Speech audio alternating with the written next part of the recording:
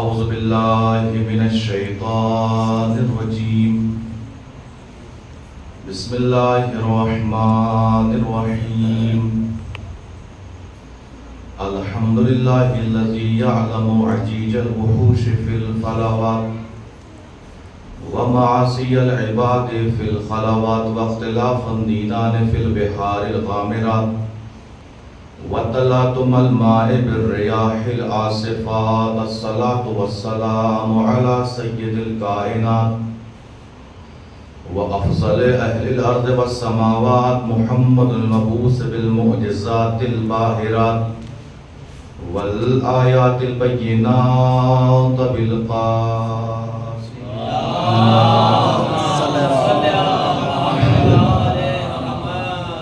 وعلى أهل بيته الطيبين الطاهرين المعصومين المظلومين مصابيح الظلمات وعصام الأمة من الهلكات سيما الإمام المظلوم الشهيد قتيل الأبرار وأسير القربات ولعنة الدائمة الباقية على أعدائهم الملعونين منكر المعجزات والكرامات والآيات المحكمات أما بعد فقد قال اللہ تبارک و تعالی فی القرآن المجید وهو اصدق الصادقین وقوله الحق بالحق بسم اللہ الرحمن الرحیم یا ایہا الناس اذکروا نعمت اللہ علیکم هل من خالق غیر اللہ یرزقکم من السماء والارض صلوات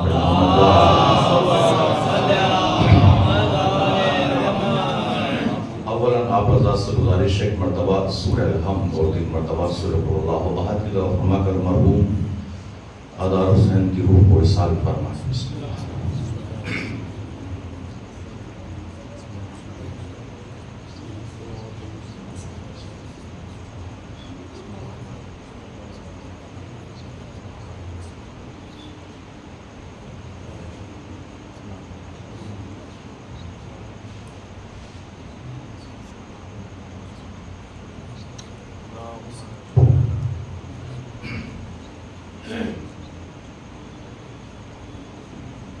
ایک صلوات میں عظمت یا اس سے بہتر انداز میں صلوات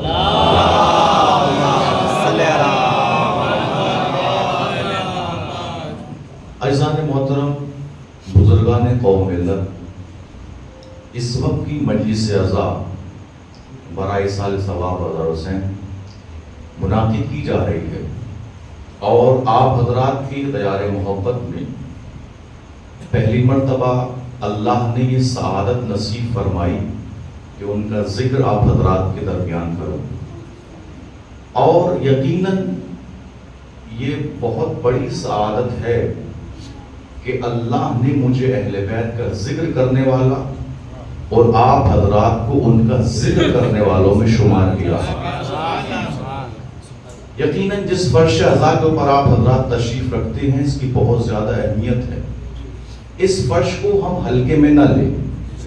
ہو سکتا ہے کہ اگر ہم مارکیٹ میں جائیں تو یہ فرش 500 سے لے کے 5 لاکھ تک کی قیمت کا ہو، لیکن یہ فرش اس وقت تک اس کی قیمت ہے جب تک یہ دکان میں رکھا ہے. لیکن جب یہ در اہل بیت سے منسوب ہو گیا تب دنیا کے کسی بازار میں اتنی طاقت نہیں ہے کہ اس قیمت لگا ہوا ہے. صلوات پر محمد اللہ. یقین جانیے بڑی اہمیت کا فرش ہے. یقین جانیے کتنی اہمیت ہے. بچن جملے سن لی تنقیداً بہت زیادہ اہمیت کا فرش ہے. یہ فرش وہ ہے جو توحید الہی کی گواہی دینے والا فرش ہے.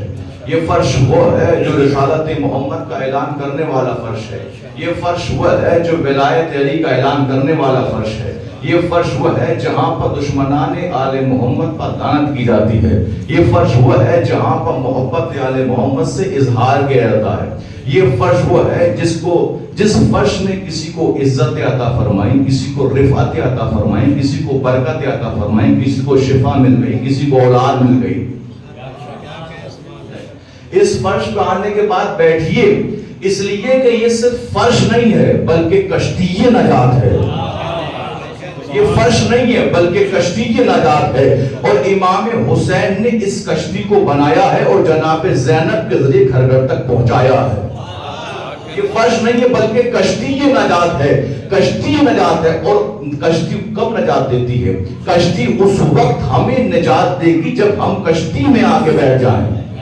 اگر ہم دور سے ساحل سمندر سے دیکھتے رہے ماشاءاللہ کتنی اچھی کشتی ہے، بہت اچھا چلتی ہے، تو وہ ہمیں نجات نہیں دے گی جب تک ہم کشتی میں آ کے نہ بیٹھ جائیں۔ تو حسین نے بھی ایک کشتی بنا جسے فرش عزا کہا جاتا ہے۔ یہ نجات اس وقت دے گا جب یہاں پہ آ کے بیٹھ جائیں، دور سے دیکھنے والے کو نجات نہیں ملے گی۔ ایک صلوات پڑھیں محمد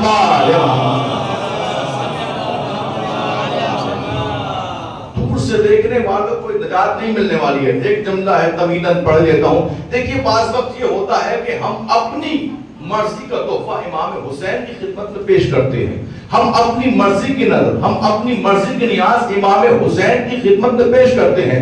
وہ نظر کیا ہے، وہ نیاز کیا ہے؟ بھائی ہم امام حسین کی خدمت میں جتنے بھی کھانے پینے کا آئٹمز ہیں، بریانی ہے، نان گوشت ہے، شیرمال ہے، سبھی لگاتے ہیں، ہم لوگ بریانی کھلاتے ہیں، ہم لوگ جو ہے امام حسین کے نام پہ کتنا خرچ کر رہے ہیں، یہ سب خرچ کرنا چاہیے، بہت زیادہ اس خرچ کرنے کا ثواب ہے، لیکن یہ وہ تحفہ ہے کہ جو ہماری مرضی کا ہے، اور ہم نے امام حسین کی خدمت میں پیش کیا، ہم نے بریانی بنا دی، ہم نے نان گوشت بنوا دیے، ہم نے شیرمال بٹوا دیے، ہم نے تبرک میں کچھ بھی جو ہمیں اچھا لگا ہم نے بٹوایا، تو یہ وہ تحفہ ہے جو ہماری مرضی کا ہے۔ کبھی پڑھ کے حسین سے بھی تو پوچھئے مولا آپ کی مرضی کا تحفہ کیا ہے، میں تھوڑا میدان لے گا۔ کبھی پڑھ کے حسین سے بھی تو پوچھئے مولا آپ کی مرضی کا تحفہ کیا ہے، تو وہاں سے آواز آئے گی کہ جو سب سے زیادہ حسین کو چیز پسند ہے وہ ہے تلاوت قرآن۔ اللہ اکبر، بھئی وہ ہے تلاوت قرآن۔ دلیل سن لیجیے گا، کبھی ہمیں یہ چاہیے کہ ہم نے سورہ یاسین پڑھنے کے بعد امام حسین نظر کیا، کیا ہم نے سورہ حمد پڑھنے کے بعد امام حسین نظر کیا، کیا ہم نے ایک رکوع پڑھنے کے بعد امام حسین کو ہدیہ کیا، کیا ہم نے ایک پارہ پڑھنے کے بعد امام حسین کو ہدیہ کیا، امام حسین کو تحفہ بھیجا؟ یعنی ہم وہ لوگ ہیں کہ جو اپنی مرضی کا تحفہ امام حسین کی خدمت میں پیش کر رہے ہیں، اور جو حسین کو چیز پسند ہے اس کا نام ہے قرآن۔ آپ کہیں گے مولانا دلیل کیا ہے؟ میں نے کہا دلیل یہ ہے کہ امام حسین کا سر کٹنے کے بعد، گلا کٹنے کے بعد کھانا بھی رکا، پانی بھی رکا، لیکن نو کے نیزہ تلاوت قرآن۔ صلوات پڑھے محمد کا۔ امام حسین کا نو کے نیزہ تلاوت قرآن کرنا نہیں رکا۔ یہ بھی جملہ حضرت سن لیجیے گا، بھائی جیسا تاریخ اسلام کے اندر دو لوگوں نے قرآن پڑھا، ویسا کسی نے قرآن نہ پڑھا۔ علی نے خانہ کعبہ پیدا ہونے کے بعد، آغوش نبی میں آنے کے بعد، قرآن کے نازل ہونے سے پہلے قرآن جیسا پڑھا، ویسا کسی نے قرآن نہ پڑھا۔ اور حسین نے گلا کٹنے کے بعد جیسا کوفہ اور شام میں قرآن پڑھا، ویسا کسی نے قرآن نہ پڑھا۔ صلوات پہ محمد کا۔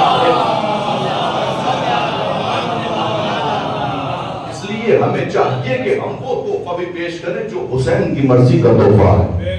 بھئی توجہ فرمائے گا آپ یہاں سے، جس آیت کریمہ کی میں نے حضرات کے سامنے تلاوت کی، قرآن مجید سورہ فاطر۔ فاطر کا مطلب ہوتا ہے موجد کا، فاطر یعنی خالق۔ سورہ فاطر کی 30 آیت ہے۔ اللہ کیا ارشاد فرما رہا ہے؟ بہت آسان ترجمہ، بچہ انشاءاللہ سمجھے گا۔ آسان ترجمہ، یا ایھا الناس، ہے لوگ کیا کریں؟ اذکروا نعمت اللہ علیکم، آپ اللہ کی ان نعمتوں کا ذکر کرو، آپ اللہ کی ان نعمتوں کو یاد کرو جو اللہ نے آپ کے اوپر نازل فرمائی ہیں۔ یہ کون کہہ رہا؟ اللہ۔ اب اس کے بعد اللہ نے عجیب و غریب سوال کیا۔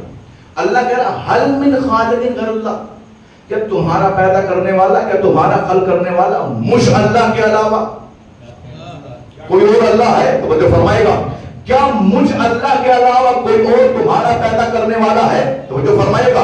اس نے کہا جب خلق میں نے کیا ہے تو رزق میں تمہیں دوں گا۔ تھوڑا سا میرے ساتھ ایک خدا نے آیت کا ترجمہ کیا، اپنی طرف سے کوئی بات نہیں پڑھی ہے۔ یا ایھا الناس اذکروا نعمت اللہ علیکم حل من خالق غیر اللہ، کہ تمہارا پیدا کرنے والا، کہ تمہارا خلق کرنے والا مجھ اللہ کے علاوہ کوئی اور ہے؟ حل من خالق غیر اللہ، جب خلق میں نے کیا ہے تو رزق بھی میں تمہیں دوں گا. پروردگار دے گا کہاں سے؟ کہا اس کی بھی ٹینشن نہ لو. اللہ نے کہا من السماء والارض، میں تمہیں دو جگہ سے رزق دوں گا. ایک کا نام ہے آسمان اور دوسرے کا نام ہے زمین. تھوڑا سا، ایک کا نام ہے آسمان، دوسرے کا نام ہے زمین. اللہ ابھی بات سمجھ میں نہیں آئی. کہا اللہ بتانا یہ چاہتا ہے کہ آسمان سے بارش برسائے گا، زمین سے اناج جائے گا. صلوات پڑھے محمد والے مل جل کے صلوات پڑھے محمد.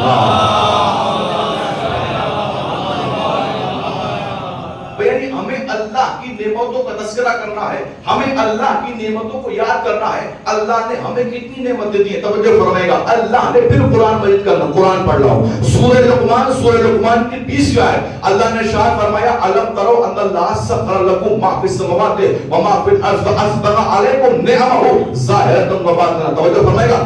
الم ترو ان اللہ سخر لکم ما فی السماوات و ما فی الارض. کیا آپ نے نہیں دیکھا کہ اللہ نے آپ کے لیے جو کچھ آسمان میں ہے اور جو کچھ زمین میں ہے اللہ نے آپ کے لیے مسخر کر دیا ہے. اللہ نے تسخیر ملا دیا ہے. اگر مسخر کے معنی انشاءاللہ سمجھ کے بات واضح ہو جائے گی. مسخر اور تسخیر کا مطلب ہوتا ہے تابع ارادہ بنا دینا. یعنی جیسے آپ نے کام کا ارادہ کیا وہ آپ کے مطابق ہو گیا. اللہ کیا کہہ رہا ہے؟ میں نے قرآن پڑھا ہے. یعنی جو کچھ آسمان میں ہے اور جو کچھ زمین میں ہے اللہ نے آپ کے لیے دونوں چیزوں کو مسخر کر دیا ہے، یعنی تابع ارادہ بنا دیا ہے. آج اگر آپ دیکھ رہے ہیں انسان کے اندر کتنی قدرت ہے. انسان چاند تک پہنچ گیا ہے، تو مجھے فرمائے گا. انسان ستارے تک پہنچ گیا ہے، انسان منگل گرہ تک پہنچ گیا ہے. انسان بہت تیزی کے ساتھ سفر کر رہا ہے، انسان بہت تیزی کے ساتھ جگہ جگہ اور دوسری جگہ جا رہا ہے. یعنی کہ اللہ نے انسان کو اتنا کنٹرول دے دیا ہے کہ اس کے قبضے قدرت میں جو کچھ آسمان میں ہے اور جو کچھ زمین میں ہے تسخیر ملا دیا ہے، اس کا تابع ارادہ بنا دیا ہے. سوچئے کہ جب اللہ نے ایک عام انسان کو اتنا اختیار دیا ہو کہ جیسا وہ چاہ رہا ہے ویسا ہو جا رہا ہے، تو اس انسان کا کتنا اختیار ہوگا جسے اللہ نے مولائے کائنات بنایا ہو. ایک صلوات پڑھے محمد والے.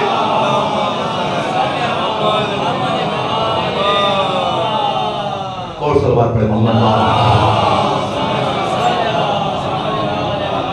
بھئی ابھی مسئلہ یہ ہے کہ میں نے آیت پڑھی اور میں جب آیت پڑھتا ہوں تو میں کہتا ہوں مولانا جب آیت تک پڑھے کم از کم اس کو بولا نہیں تھی. اس سے پتہ لگتا ہے کہ ایک عالم اور ایک ذاکر اپنے سینے میں کتنی آیتیں لے کے آیا ہے. اور اس لیے بھی سبحان اللہ کہا کریں، اس لیے کہ ایک مرتبہ سبحان اللہ کہنا یہ ہے تسبیح اللہ کی. آپ کے لیے جنت میں ایک باغ تیار ہو جاتا ہے. اور اس لیے بھی اللہ کی آیات پر سبحان اللہ کہا کریں، قرآن کی آیات پر سبحان اللہ کہا کریں، اس لیے کہ یہ اللہ کا کلام ہے، کسی مولوی کا کلام نہیں ہے. آپ یہ نہیں کہہ سکتے کہ مولانا شاید یہ آپ نے اپنی جیب سے بات پڑھ دی ہے لہذا یہ بات جو ہے وہ سچ ہو سکتی ہے، جھوٹ ہو سکتی ہے. نہیں، یہ آیت قرآنی ہے. جو اس میں شک کرتا ہے اسے اللہ اپنی قوم سے باہر نکال دیتا ہے. اور جملہ جہاں تک پہنچ دے اسے اللہ اپنی قوم سے باہر نکال دیتا ہے. اور جب اللہ اسے اپنی قوم سے باہر نکالتا ہے جس قوم میں وہ جاتا ہے وہ قوم اپناتی ہے اور پھر کچھ دن بعد وہ بھی اپنے قوم سے باہر نکال دیتی ہے. یہ قرآن پہ شک کرنے والے کا نتیجہ ہے. تو فرمائے قرآن پر شک کرنے والے کا نتیجہ ہے کہ اللہ پہلے اسے اپنی قوم سے نکالتا ہے، پھر جس قوم میں وہ جاتا ہے وہ قوم اسے نکال دیتی ہے. یعنی اس کا مطلب یہ ہے کہ دھوبی نہ کتا ہوا، نہ گھر کا ہوا، نہ بھائی کا ہوا. ایک صلوات پڑھے محمد والے. تھوڑا سا میرے ساتھ آپ حضرات جو ہے وہ توجہ فرمائے گا. میرا اس طرح کا مزاج پڑھنے کا آیت قرآن کے ذریعے حدیث کو خطاب فرماتا ہوں، مجلس سے پڑھتا ہوں، توجہ فرمائے گا. الم ترو ان اللہ سخر لکم ما فی السماوات ما فی الارض واسبغ علیکم نعمہ ظاہرۃ و باطنہ. یعنی جو کچھ آسمان میں ہے اور جو کچھ زمین میں ہے اللہ نے آپ کے لیے مسخر کر دیا ہے، اللہ نے آپ کے لیے تسخیر ملا دیا ہے، اللہ نے آپ کے لیے تابع ارادہ بنا دیا ہے. اس کے بعد اللہ کیا کہہ رہا ہے؟ واسبغ علیکم نعمہ ظاہرۃ و باطنہ. اور وہ اللہ وہ ہے کہ جس نے دو طرح کی نعمتوں کو کامل کیا. توجہ فرمائے گا. دو طرح کی نعمتوں کو اللہ نے کامل کیا. کیسی کیسی نعمتیں کا؟ ظاہرتاً یعنی وہ نعمت جو دکھنے والی نعمت ہے، ظاہری نعمت کو، وہ باطنۃ، اور وہ نعمت جو دکھ نہیں رہی ہے مگر ہے نعمت، اسے اللہ نے کامل کیا. یعنی اللہ نے دو طرح کی نعمتوں کو کامل کر دیا، ایک ظاہری نعمت کو اور ایک باطنی نعمت کو. تو وہ جگہ تلاش کرو کہ جہاں پہ اللہ نے نعمت کو مکمل کیا. میرے ساتھ رہے خدا کے لیے. بھئی اللہ نے قرآن میں کہہ دیا کہ وہ اسبغ علیکم نعمہ ظاہرۃ و باطنہ، کہ میں نے دو طرح کی نعمتوں کو مکمل کر دیا، ظاہری نعمت کو بھی اور باطنی نعمت کو بھی. تو مسلمانوں ذرا وہ جگہ تلاش کرو کہ جہاں پہ اللہ نے دونوں طرح کی نعمتوں کو مکمل کیا، جہاں پہ اللہ نے نعمتوں کو مکمل کیا. اب جب میں نے پھر قرآن پڑھا تو اللہ نے قرآن میں ارشاد فرمایا الیوم اکملت لکم دینکم واتممت علیکم نعمتی ورضیت لکم الاسلام دینا. مسلمانوں یاد رکھنا، جس دن اللہ نے نعمتوں کو مکمل کیا وہ کوئی اور دن نہیں ہے بلکہ قدیر کا دن ہے. صلوات پڑھے محمد پر.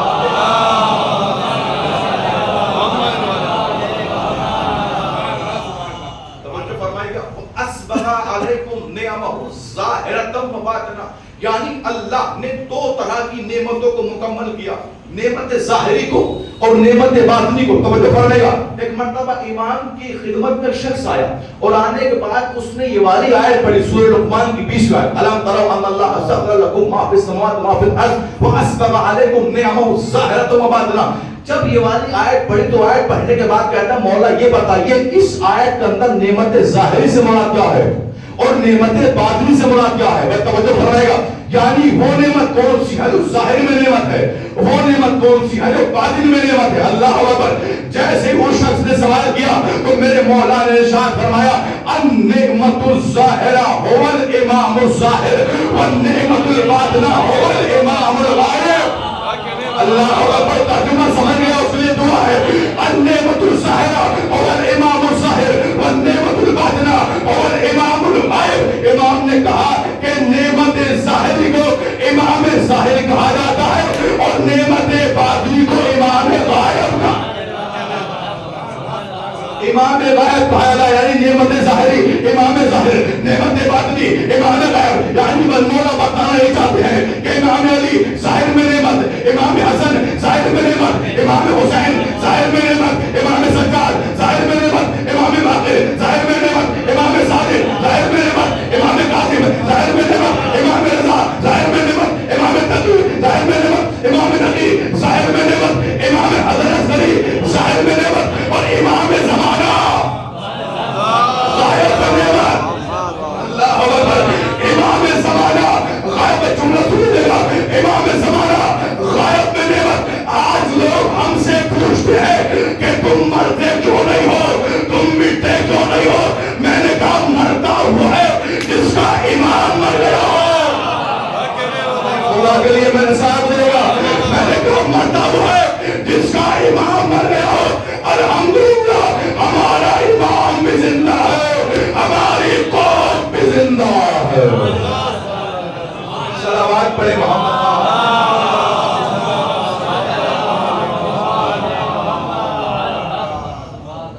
نعمت ظاہرہ امام ظاہر، نعمت باطنہ امام غائب. ایک مرتبہ پھر ایک شخص آیا، آنے کے بعد سوال کرتا ہے کہ یہ بتائیے نعمت ظاہری سے مراد کیا ہے.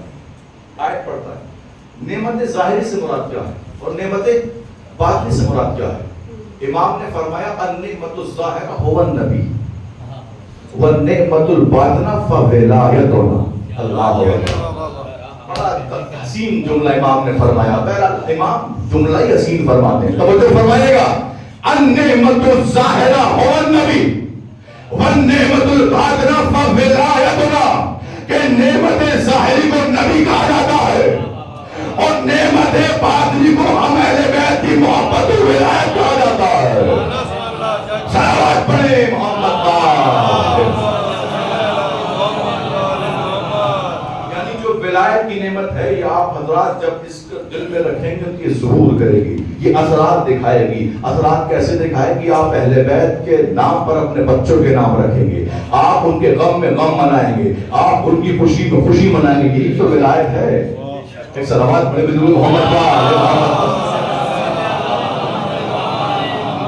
اچھا, اللہ نے ہمیں کتنی نعمتیں دی؟ پھر میں انشاءاللہ آیت قرآن پڑھوں گا.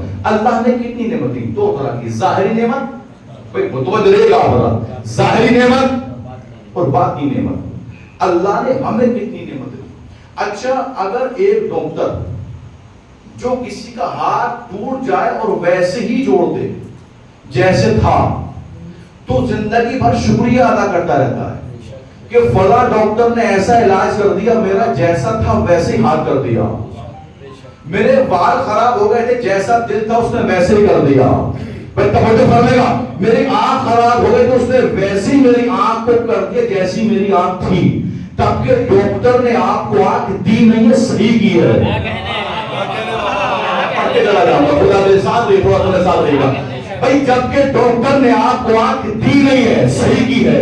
ڈاکٹر نے آپ کو دل دیا نہیں ہے, صحیح کیا ہے. ڈاکٹر نے آپ کو ہاتھ دیے نہیں ہے, مگر صحیح کیا ہے. ہم زندگی بھر اس کا شکریہ ادا کرتے رہتے ہیں, اور جہاں بیٹھتے وہاں تعریف کرتے ہیں. یہ ہاتھ ٹوٹ گیا تھا اور اس نے ایسے صحیح کر دیا, یہ میری آنکھ خراب ہو گئی تھی, اس نے اس طریقے سے صحیح کر دی. سوچ, جس نے پھر آنکھ دی ہو, جس نے ہاتھ دیا ہو, جس نے پیر دیے ہو, اس کا ہم کتنا شکریہ ادا کریں. ایک صلوات پہ محمد کا.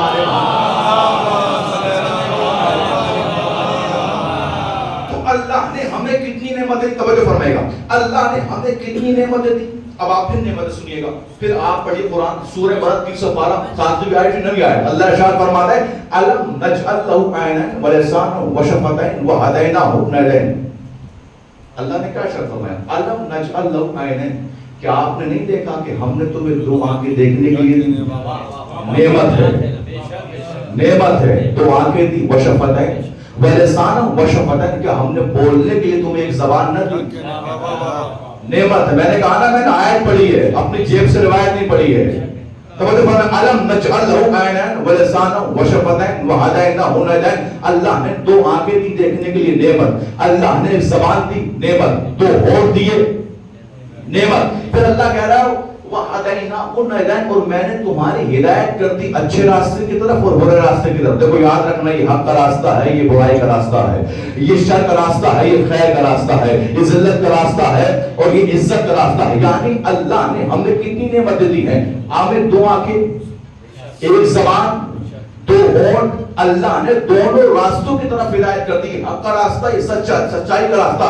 یعنی اللہ نے ہمیں اتنی نعمتیں دی ہیں, تو کیا ہم اللہ کا شکریہ ادا نہیں کریں گے؟ ہمیں اللہ کا شکریہ ادا کرنا چاہیے. بھائی مثال دے, گاؤں کی مثال ہے, میں یہ دیتا ہوں, گاؤں کی مثال ہے. اگر ہم ایک جانور اپنے یہاں پالتے ہیں, اور اگر ہم اسے گھاس ڈالتے ہیں, اناج کھلاتے ہیں, پانی پلاتے ہیں, تو دیکھ لیجئے گا جیسے ہی مالک اناج ڈال کے, گھاس کھلا کے, پانی پلا کے ہٹتا ہے, تو جانور اپنے مالک کا شکریہ ادا کرتا. کیسے کرتا ہے؟ اپنے سر کو ہلاتا ہے. اللہ اکبر. اپنے میں دیکھ لیجئے گا, اپنے سر کو ہلاتا ہے اور اپنی دم کو ہلاتا ہے. مالک تیرا شکر تو نے مجھے گھاس دی, مالک تیرا شکر تو نے مجھے پانی دیا, مالک تیرا شکر تو نے مجھے اناج دیا. یہی پہ آنے کے بعد امام فرماتے ہیں کہ اگر ہم اللہ کی اتنی نعمتیں پانے کے بعد اگر ہم اللہ کا شکریہ ادا کرتے تو ہم فرشتے سے افضل ہو جاتے ہیں, اور اگر اللہ کا شکریہ ادا نہ کریں تو ہم جانور سے بدتر ہو جاتے ہیں. صلوات پڑھیں محمد. اللہ نے ہمیں کتنی ساری نعمتوں سے نوازا ہے. اچھا متوجہ ہوئیے گا آپ حضرات, دیکھیے اتنے سے نیچے کہلاتا ہے بدن, اور اتنے سے اوپر کہلاتا ہے سر. اللہ نے ہمیں دو آنکھیں دی, سر میں رکھی. بھئی کمال دیکھیے گا آپ اللہ کا, توجہ. اللہ نے ہمیں دو آنکھیں دی, سر میں رکھی.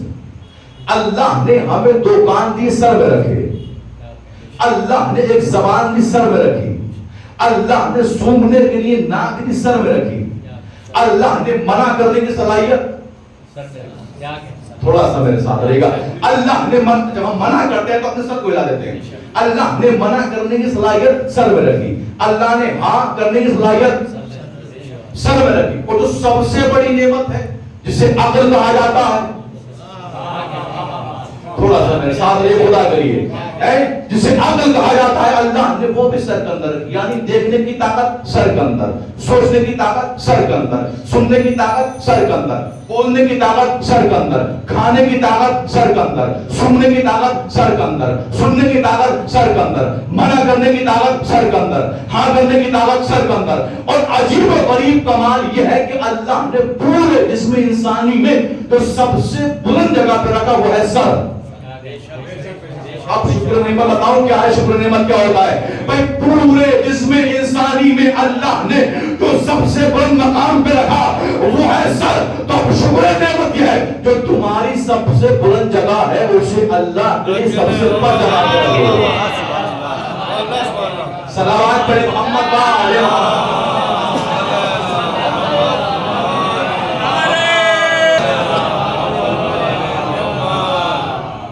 ایک سوال ہے، بہت چھوٹا سوال.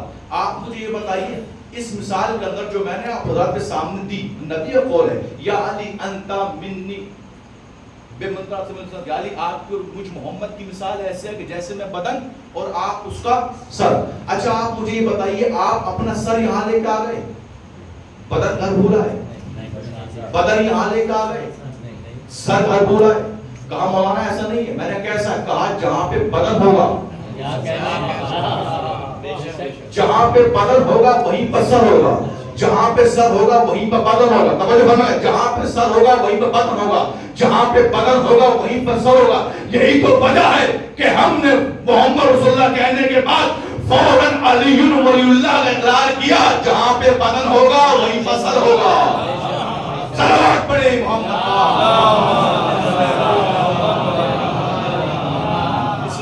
جہاں پہ بدن ہوگا وہیں پر سر ہوگا، جہاں پہ سر ہوگا وہیں پہ بدن ہوگا. اچھا ایسا ہے کیوں؟ ایسا ہے کیوں کہ جہاں پہ بدن وہیں پہ سر، جہاں پہ سر وہیں پہ بدن؟ کہا مولانا ہے ایسا اس لیے کہ یہ دونوں ہیں بلا فصل.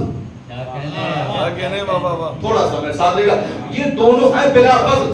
اب اس کا مطلب یہ ہے کہ جو سر اور بدن میں فرق پیدا کرے، جو سر اور بدن میں فاصلہ لے آئے. جملہ بدل دیتا ہوں، جو بدن کے 25 سال کے بعد سر کو لے کے آئے، جو بدن کے 25 سال کے بعد سر کو لے کے آئے. بدن کون ہے؟ ہمارے نبی کا وجود. سر کون ہے؟ ہمارے علی کا وجود. اس مثال کے اندر یعنی کہ جو بدن اور سر میں فرق پیدا کرے، فاصلہ پیدا کرے تو اسے انسان نہیں بلکہ قاتل کہا جاتا ہے. ایک صلوات پڑھیں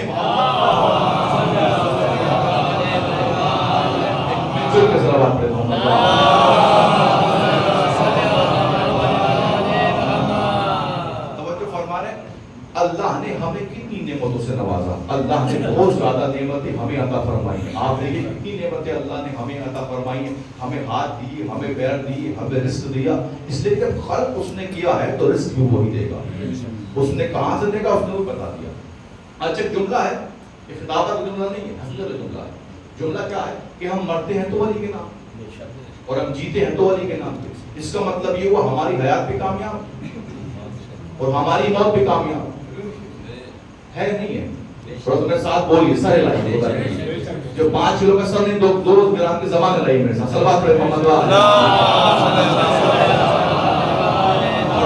سا میرے ساتھ دیکھیے، پڑھوانا کام ہے آپ کا، پڑھنا کام ہے میرا.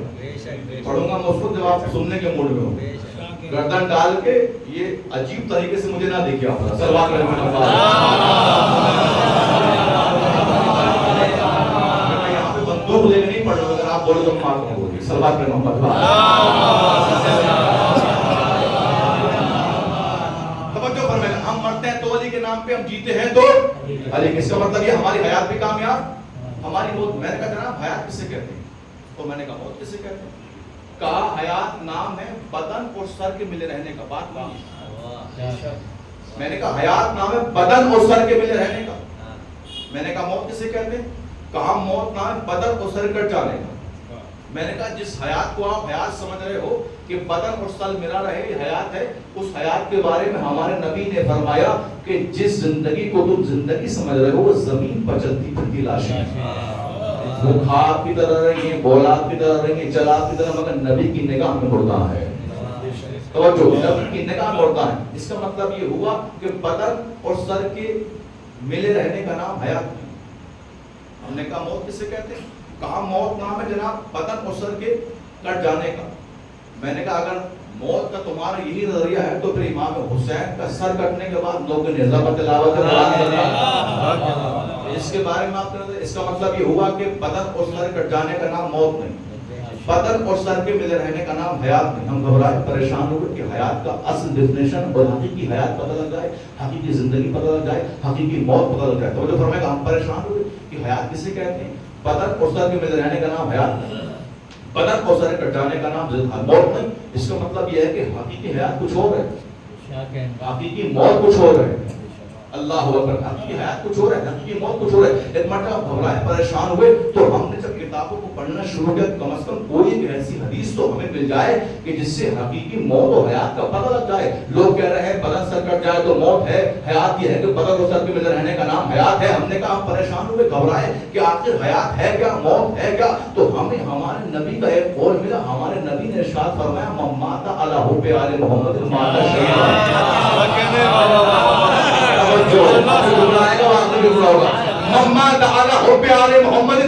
شہیدا. جو محبت آل محمد میں مر جائے وہ شہید کہلاتا ہے اور شہید زندہ ہوتا ہے. اس کا مطلب یہ ہوا کہ محبت آل محمد میں مر جانے کا نام حیات ہے اور بغض آل محمد میں جینے کا نام موت ہے. صلوات پڑھیں.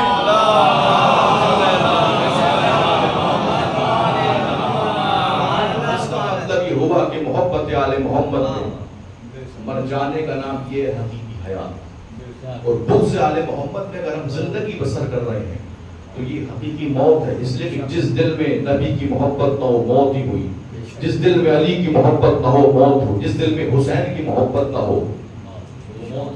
اچھا دنیا نے ایک سر ایسا تھا جسے جھکانا چاہا, پوری کائنات نے مل کے, اس کو کتنی بھی طاقت تھی, سب نے چاہا کہ سر حسین جھک جائے, لیکن اتنے بڑے بیوقوف تھے جس سر کو جھکانا چاہ رہے, جب 11 محرم آئی اس سر کو بلند کر کے چلے, اس سر بلند کر کے چلے اور بتا دیا حسین نے کہ دیکھو میں وہ ہوں جو قرآن کو بچاؤں گا, اسلام کو بچاؤں گا. اس لیے کہ یزید کہہ رہا تھا نہ کوئی وحی آئی نہ کوئی فرشتہ آیا. حسین نے تلاوت قرآن نوکری نیزہ پہ کر کے بتایا وحی بھی آئی وہ فرشتہ بھی آیا, وحی بھی آئی فرشتہ. بس آواز میں زحمت کو تمام کیا. یقیناً امام حسین کا یہ ایام جو ہے وہ بس ہم سے رخصت ہو رہا ہے. پتہ نہیں اگلے سال ہم میں سے کون زندہ ہو اور کون جو ہے وہ چلا جائے. کیا سوال یہ ہے کہ ہم نے 2 مہینے 8 دن کے اندر اپنے وجود کے اندر کوئی تبدیلی پائی نہیں پائی, اپنے اندر کوئی ہم نے تبدیلی پائی یا نہیں پائی.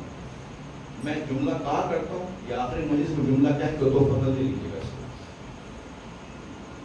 رمضان کا 1 مہینہ اور محرم الحرام صفر ربیع الاول 2.5 مہینے, 2.25 مہینے. اگر ان مہینوں گزارنے کے بعد ہمارے اندر ایک حرام کام میں کمی نہ آئے اور ایک اچھے کام کا اضافہ نہ ہو تو ہم نے رسم کی ہے, کچھ اور نہیں کیا.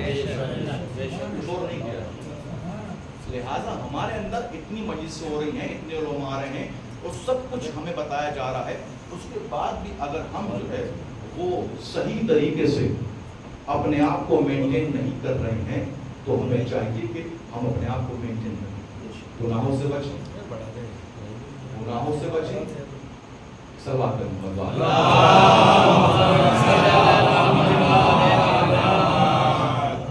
ہمیں چاہیے کہ ہم گناہوں سے بچیں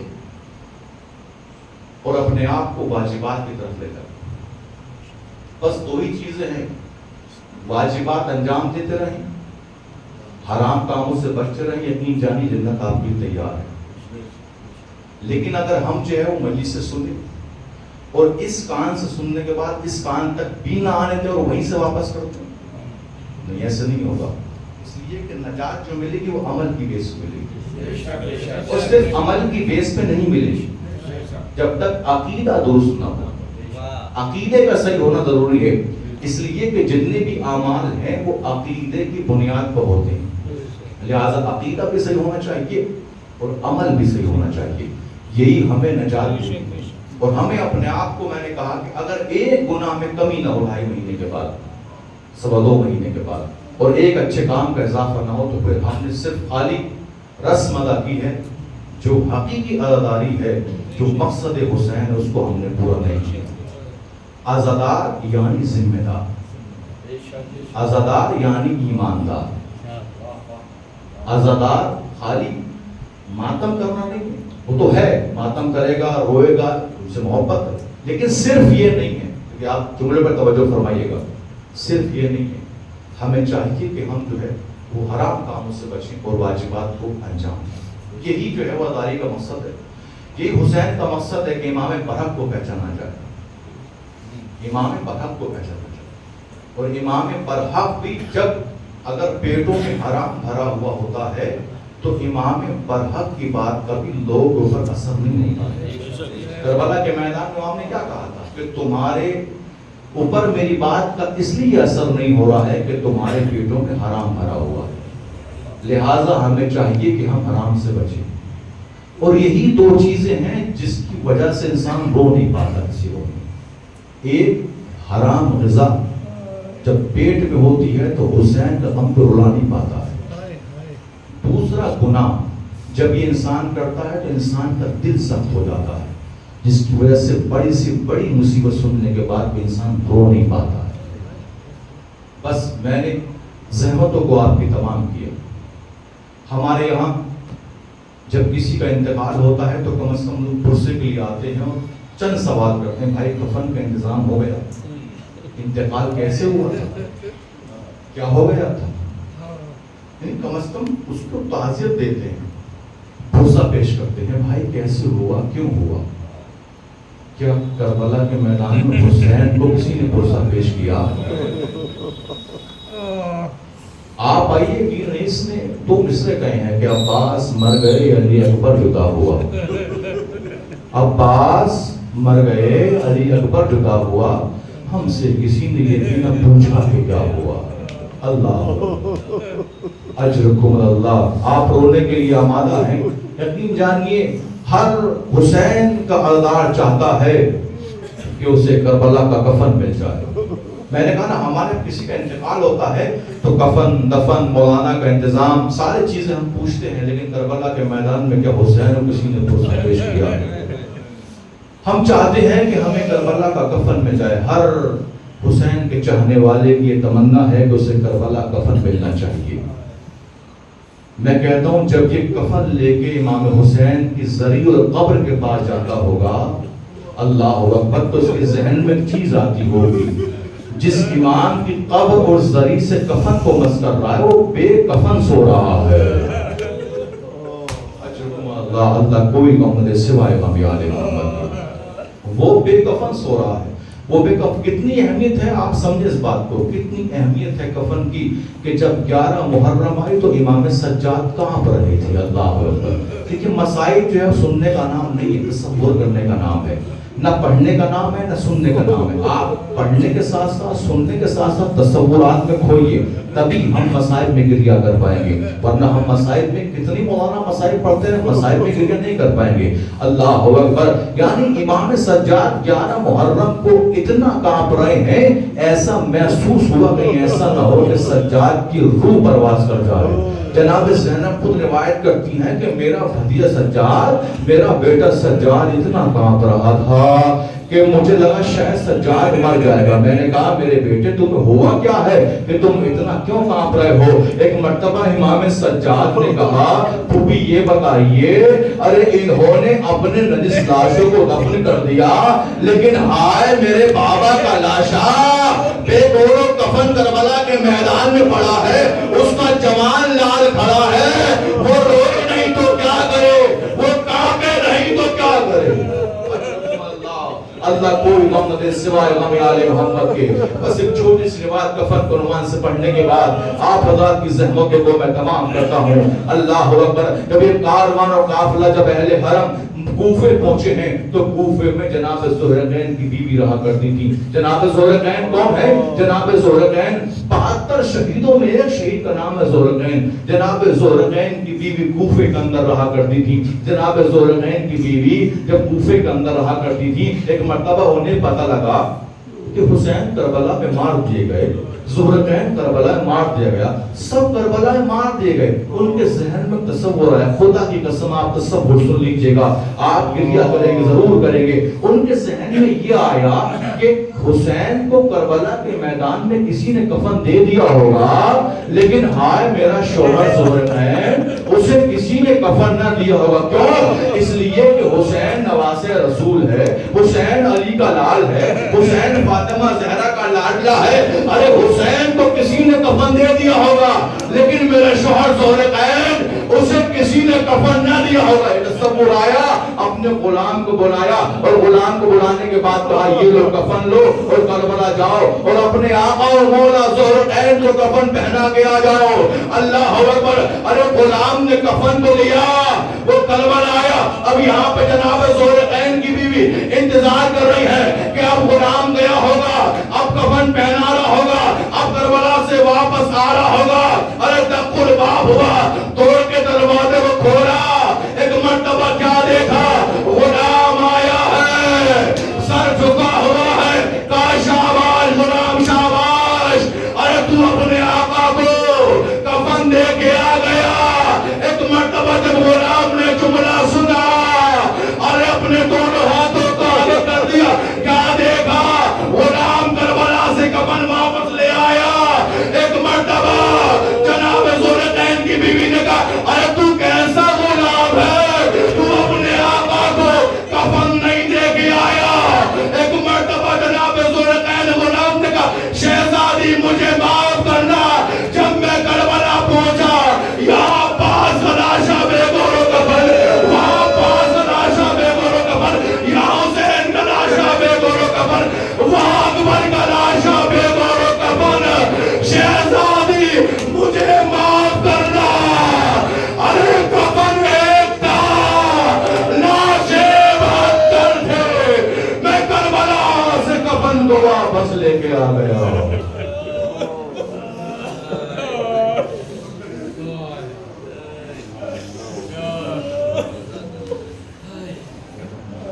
لعنۃ اللہ علی قوم الظالمین. سلام الذین ظلموا ایہ من طلب طلبون باہر الجواز کا محمد والے محمد کا ہماری اس مختصر بات قبول فرما.